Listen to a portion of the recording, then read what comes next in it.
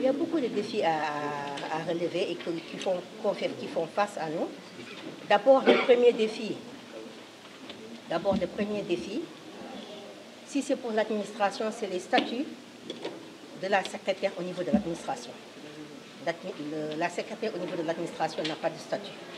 Elle est contractuelle. D'autres défis qui s'annoncent, c'est-à-dire chercher un siège pour l'ANAS, le secrétariat. On n'a pas de siège.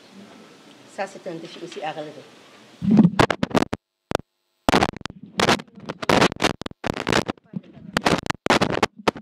Revaloriser la fonction de la secrétaire. Vraiment, c'est Atelara.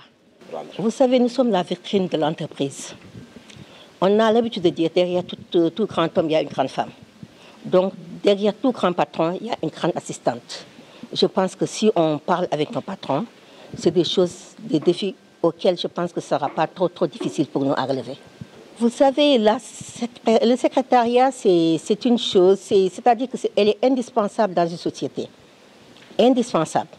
Donc la jeune génération, tout ce qu'on peut leur dire, tout ce que je peux leur dire, c'est de venir embrasser ce métier, cette corporation, et nous allons lutter avec elle ou avec eux, parce que ça compte maintenant des hommes au niveau du secrétariat. Donc pour relever certains défis. Des contraintes, ça ne manque pas. Partout dans tous les trucs quotidiens, dans toutes les activités quotidiennes, il y a des contraintes pour les secrétaires comme pour les d'autres métiers. Bon, pour nous, surtout notre contrainte, c'est-à-dire l'heure. La secrétaire n'a pas d'heure. Elle est la première arrivée, elle est la dernière à partir. Le métier nourrit son homme, ça dépend. Il faudra d'abord tomber sur un bon patron. Un patron qui sait ce que c'est une secrétaire, la valeur d'une secrétaire. C'est pour cela qu'on veut revaloriser cette corporation, ce métier, au moins pour qu'on sache qui nous sommes. Notre plan de carrière, les formations, tout ça. Parce qu'il ne faut pas aussi s'arrêter l'évolution du métier au sein de l'entreprise. Je me suis dit tout à l'heure, je me suis adressée pas à la presse, mais à mes consoeurs, pour dire qu'il faut qu'on voit pour chaque type de structure son problème. Là où je suis au niveau de la Cour des comptes.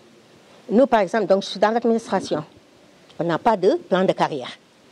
Vous continuez, vous commencez secrétaire et vous allez à la retraite secrétaire.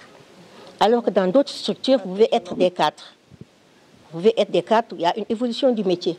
Donc, des fois, si on nous prenait, par exemple, au niveau de l'administration, si on nous prenait parce que nous avons le bac plus 2, nous sommes sortis de l'école nationale du secrétariat. Donc, c'est bac plus 2.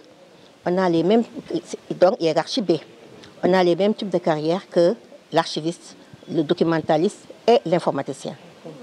Et le comptable. Mais nous, en quelque sorte, nous n'avons pas de statut. Et là où le bas blesse.